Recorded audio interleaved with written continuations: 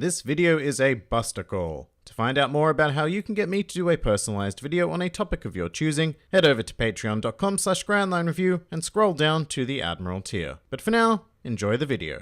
Hello and welcome to the Grand Line Review, your source for everything One Piece. Today, we are going to be focusing on one of my favorite characters in the series, Roronoa Zoro, or more specifically on the phenomenal battles that he has been involved in over the course of the series. As an unapologetic Zoro fanboy, these portions of One Piece never fail to captivate me, so here we are. The criteria for this list is simple as: a fight is defined as an exchange of attacks between two or more individuals, one of which in this case must be Zoro. However, all fights on this list must also be canon, due to top secret reasons to do with national security. But with that out of the way, let's begin. Welcome to the top 10 Zoro fights in One Piece. Number 10. Zoro vs. Ohm. We are going to commence proceedings in the realm of the sky against a breeder by the name of Ohm. During NL's death game, Zoro became caught in Ohm's ordeal of iron, the survival rate of which was 0%. And initially this was quite a tough match for the Straw Hat Swordsman because he had to contend with the iron traps laid all around the battlefield as well as Ohm's gigantic fighting dog Holy. Furthermore, after dealing with those, Zoro had to very quickly adapt to Ohm's Sky Sword as well as his advanced use of observation Haki in a time long before the Straw Hats had any comprehension of Haki whatsoever. Although in the end, none of that really mattered, as Zoro simply took Ohm's attack head on with his 108-pound cannon, negating the Sky Breeder's strike and proceeding to defeat him in a single slash, which is a classic Zoro motif in battle. Lose during the beginning, lose in the middle, and triumphantly overcome an opponent right at the end. Number 9.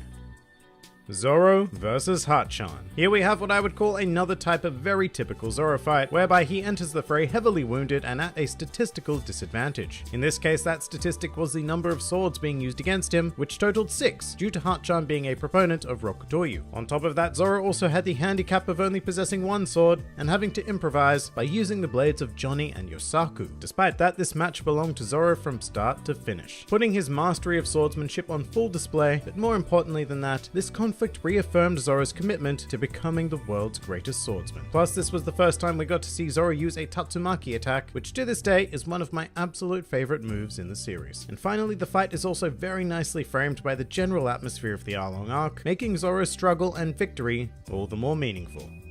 Number 8.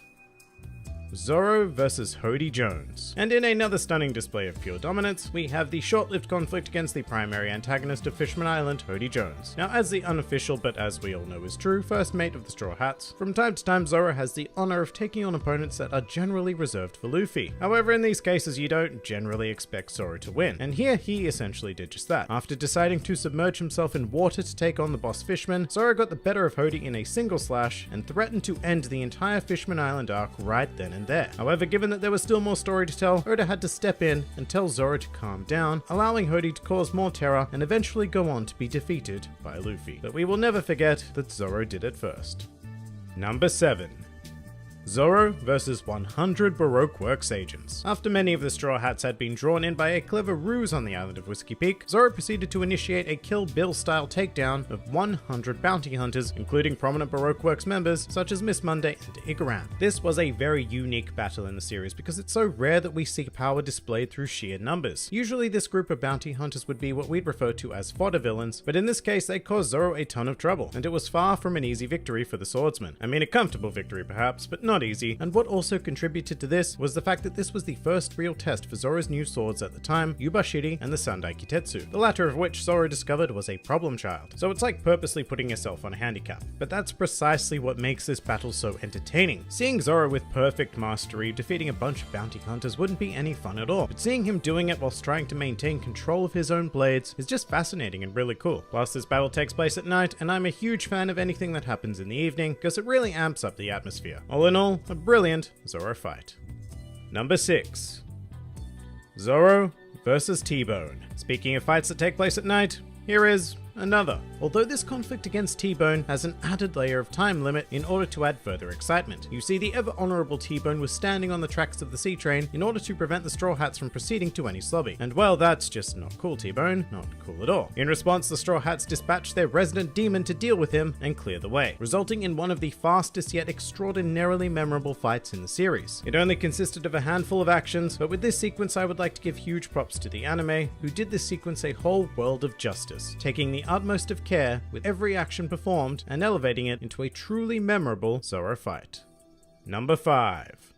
Zoro vs Kaku. Stepping straight off the sea train and into Enies Lobby, we have the first example of a fight on this list that actually pushed Zoro to his limits. As a member of CP9 and as a proponent of Four Sword style, Kaku represented a very worthy opponent, demanding everything that Zoro had available to him at the time to overcome. For the most part, this fight is brilliantly choreographed, yes, even after Kaku turns into a giraffe, which is ridiculous because who would have thought that a giraffe swordsman would look so sleek? But what this conflict really highlights is that Zoro is at his best when he is met blow for blow and forced to innovate and evolve himself, which he did rather shockingly in this case, by growing 2 extra heads, 4 extra arms, and 6 extra swords. I still don't really know what to make of Ashura, but it certainly did cap off quite an amazing battle with pure demonic style.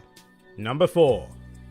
Zoro vs Pika. In this unique contest, Zoro took on his largest opponent to date, not counting Oars I guess, but unlike a lot of Zoro action sequences, this focused a lot more on thought and strategy as opposed to power and endurance. I mean, Pika was never really a true threat to Zoro. In fact, he was more like a colony of insects, that no matter how many you spray, you simply cannot rid your home of them. This fight required Zoro to observe, analyze, and counter Pika's abilities, and he performed that role to perfection, eventually luring out the Stone Insect King and defeating him with quite a classic attack actually, 3,000 worlds. And that's almost the most satisfying part of this entire engagement. Despite having been shown in the series way back in the Baratie arc, 3,000 worlds had never been used to defeat an opponent before now, so it was fantastic to see it finally achieve its intended purpose in this brilliant bout. Number 3. Zoro vs Bartholomew Kuma. Here we have what is certainly the most unconventional fight on this list today, as Zoro took it upon himself to confront one of the 7 warlords of the sea in a desperate situation after the crew had been devastated by the aforementioned warlord's Ursa shock. And to put it simply, Kuma was not an opponent who Zoro had it in him to defeat at the time. However, that did not stop him from performing a superb Shishisonson that brought on the dramatic revelation that Kuma was in fact a cyborg. However, by far the greatest aspect of this engagement was when Kuma offered a change in terms by absorbing all of Luffy's pain and fatigue, and not only did this result in one of the finest Zoro moments of all time in regards to nothing happened, but it showed us as readers and watchers just how disgustingly durable the Straw Hat Swordsman is, pushing him to a limit that we had never seen before or since. Number 2. Zoro vs Mihawk. This fight stands out greatly as the only loss on this list for Zoro, not only a loss actually, but a complete defeat in every way possible, and one that was very necessary for Zoro's character going forward. This battle is what gave Zoro, and I suppose the audience, a benchmark for exactly how far he and the rest of the Straw Hats had to go in order to achieve their dreams. And even though Zoro was dominated the entire way, it was still quite a spectacle to read and watch, as this fight gradually becomes less about actually winning, and more about Zoro simply proving himself to be a worthy swordsman, which he does by eventually earning Mihawk's respect. And as a reward, we get the tiniest of glimpses of what power is like at the very top of this world, as Mihawk elects to finish Zoro using his prized blade, Yoru. And I mean, just everything about this battle made the world feel so much bigger, which is a fantastic achievement for what is essentially just an action sequence. Furthermore, it also really came to define Zoro as a character, vowing never to lose again and carrying a scar that will forever remind us of this encounter. Number 1. Zoro vs Daz Bones. Now, Daz Bones isn't a particularly important figure in the series, but what he represents to Zoro in this battle is one of the greatest character-defining moments in the series. Due to the power of the Super no Mi, Zoro as a swordsman was up against a hard counter, something seemingly impossible to overcome that we as readers and watchers could not help but be compelled to witness Zoro's struggle to push beyond the limits of a regular swordsman. And what a struggle it was. In fact, in my opinion, this is still Zoro's hardest fought battle to this day, with him being completely decimated for a good 99% of it. But on the brink of death is exactly where Zoro would find his answer, achieving a very enlightened sense of the world around him, and as a result the ability to cut or not cut whatever he saw fit. And with this, it was over. One strike in this enlightened state was all it took to bring down Daz Bones, and it was incredibly satisfying to see after enduring all that had happened to Zoro during the fight. This conflict in general is also one of the most well choreographed in the entire series, featuring stunning imagery that had me hooked from beginning to end. A swordsman up against an insurmountable task and pushing through it regardless. To me, this is the defining Zoro fight. But that pretty much does it for the top 10 best Zoro fights in the series. If you enjoyed this video and the content this channel produces in general, then please do consider donating to the Grand Line Review Patreon, because the support of all of you amazing people is what continues to make this channel possible. Also, I've recently launched a Teespring store if you're interested in shirts, hoodies, and other miscellaneous items, with proceeds going directly to support the channel as well. And if you'd like to join the fun at any time, then please do head over to my Discord server, where a wide array of shenaniganry takes place on a daily basis. And finally, please do comment with your own favorite Zoro fights. This has been the Grand Line Review, and I'll see you next time.